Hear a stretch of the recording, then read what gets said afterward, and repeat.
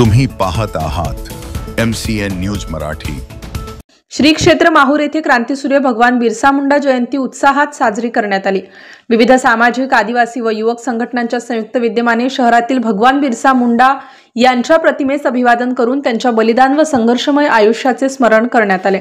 वक्त्यांनी आपल्या भाषणात बिरसा मुंडा यांनी आदिवासी समाजाच्या हक्कासाठी दिलेला लढा, वनाधिकार, स्वाभिमान आणि सत्तेविरुद्ध उभारलेल्या उठावाची माहिती सांगत त्यांच्या विचारांचे महत्त्व अधोरेखित केले।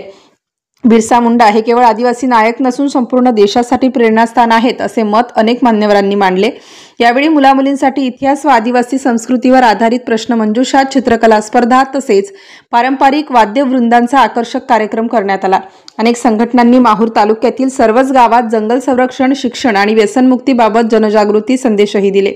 या प्रसंगी फिरोज दोसानी, सुभाष मार्गमवार, विजय कामटकर, सुनील आडे, अशोक उप्पलवाड, नवनीत देवपुलवार यांच्यासह अनेक मान्यवर उपस्थित होते। MCN न्यूज मराठी करिता गोपाल चव्हाण, माहूर, नांदेड।